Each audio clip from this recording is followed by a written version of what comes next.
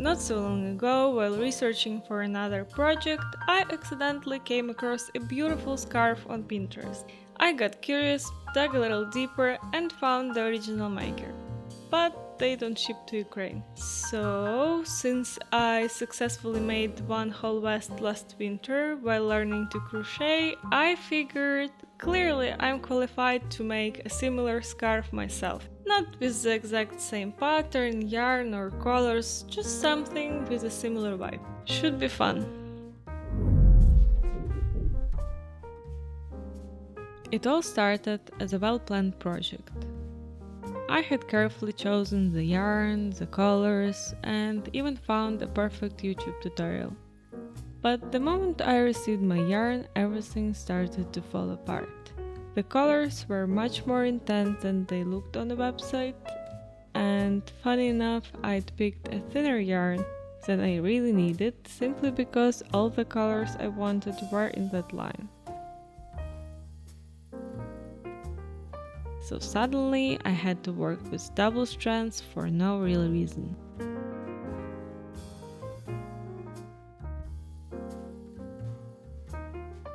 I began by making different color versions of the same granny square, starting with a magic ring and working 8 single crochet into it. Next, I work a round of 16 double crochet, placing 2 double crochet in each stitch.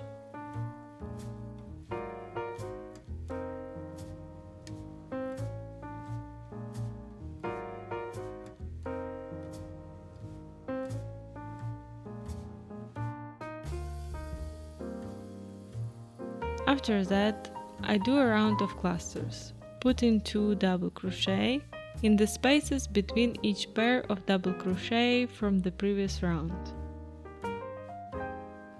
For the corners, I make 2 double crochet, chain 2 and another 2 double crochet in each corner space. By the way, when you see me working with the pink yarn, just know I'm struggling. With double strands, you take one end from the inside of the skein and the other from the outside. The pink skein did not cooperate at all. I pulled too much from the inside and the threads kept tangling the entire time. I finish each round with an invisible join and start every new round in the corner. When I add a new color, I lay the yarn tail across my hook while making the chain, and catch the tails as I go. That way I don't have to weave them in later, which is honestly tedious and not very satisfying. I got so absorbed in the process that I completely lost track of time.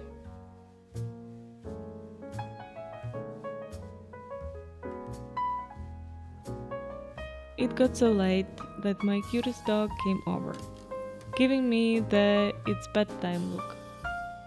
Or maybe the "it's eat time" look? I'm not sure. But I still wanted to finish what I had planned for the day, so I made just a few more mitered grannies.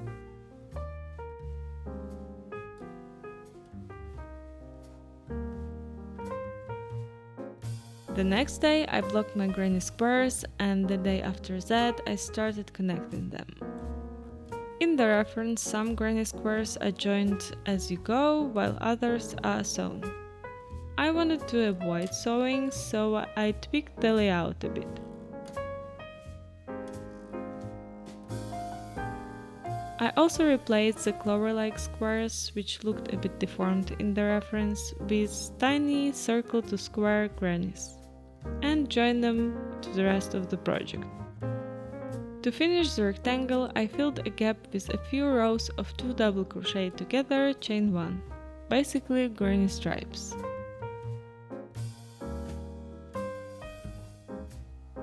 And then I got stuck.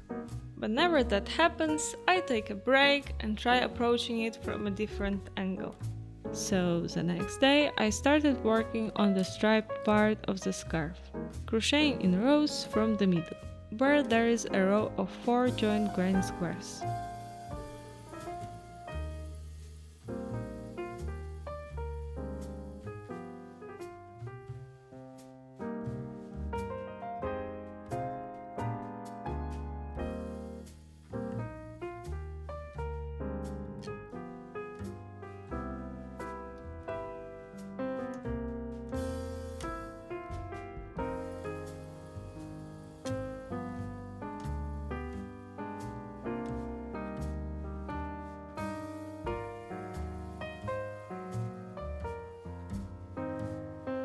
After a few colorful rows of granny stripes, the reference shows a cable-like stitch, but I swapped it for the bead stitch just because. The tutorial I followed had 2 rows of single crochet in the back loop only, between each bead stitch row. But I wanted this section to stand out more and be a bit wider, so I replaced one of those single crochet rows with double crochet. And since the tutorial used only one color, I had to figure out the color changes myself, which meant there was a lot of frogging in this section.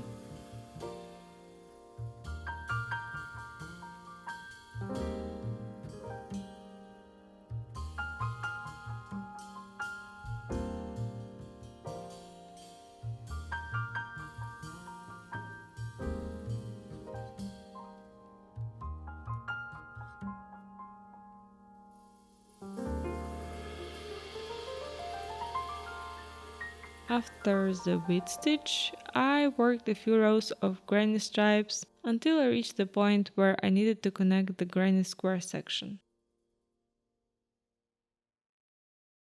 The next day, I started working in the opposite direction, again from the same 4 joined squares. The reference uses the Moroccan tile stitch. I didn't change colors every row because I didn't want extra ends to wave in, so I worked 2 rows in red.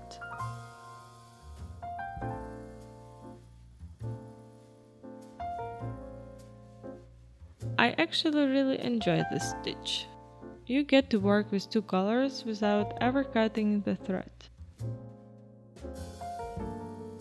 For the rest of the day and a few days after, I worked through lots of colorful rows of granny stripes, bead stitch and double crochet alternating.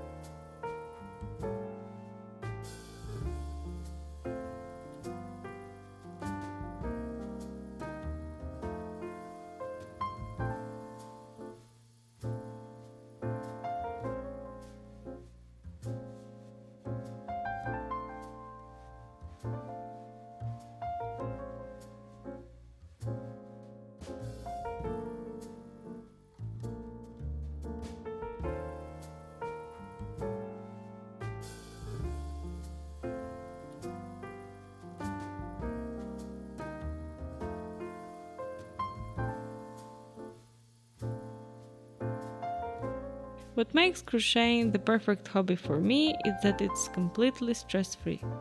At least for me. You can always go back and fix mistakes. As a child, I loved examining patterns, drawings and textures, following lines with my eyes, noticing something that stood out, and wondering if it was intentional or just a mistake. And I'd never really know. With this scarf, the pattern is so random that nothing can truly look like a mistake. I experimented with different colors and joining methods, and if something didn't feel right, I simply frogged it and tried a different approach.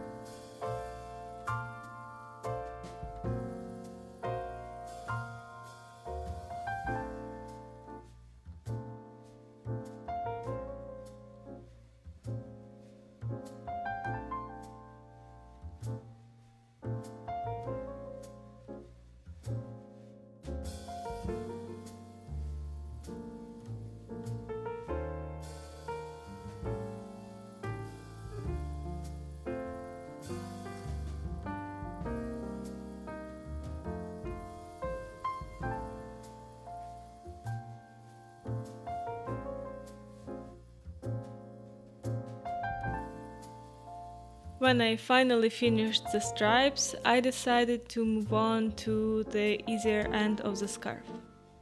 I started joining my granny squares in a row and connecting them to the rest of the project.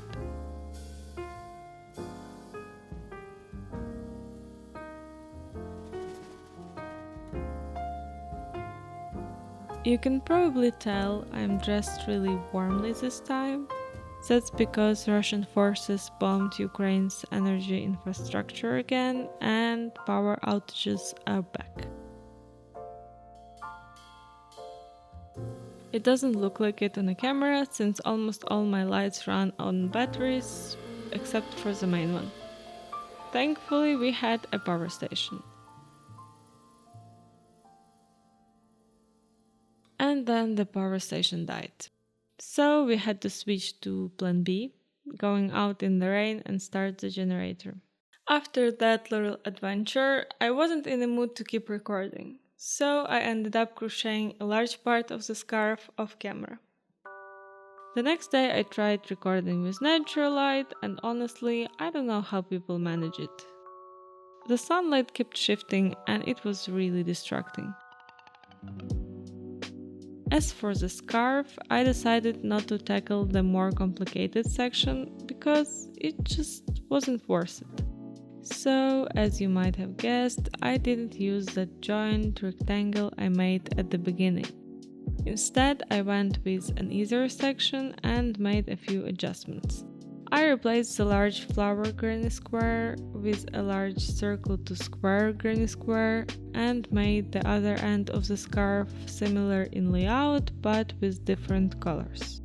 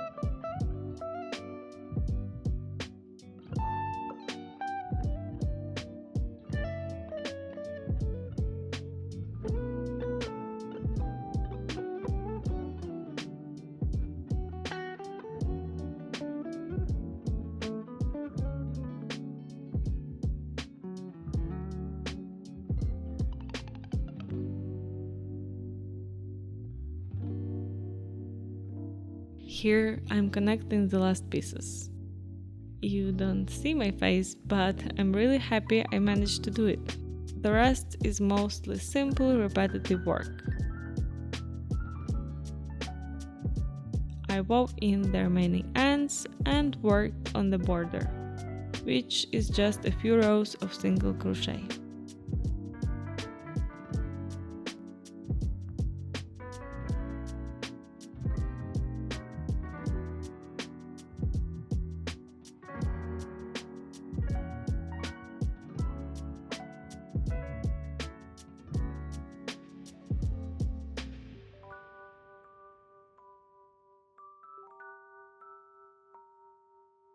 I steam blocked the scarf and it's like magic. It looks almost perfect. My sister said that wearing the scarf without a jacket makes me look like I've stepped straight out of a flu medicine commercial. I'll show you the final shots in just a minute. I'll also try to list all the tools, yarns and tutorials I used in the description. If you enjoyed this video, leave a comment, I'd love to hear from you. Thank you for watching and see you in the next video.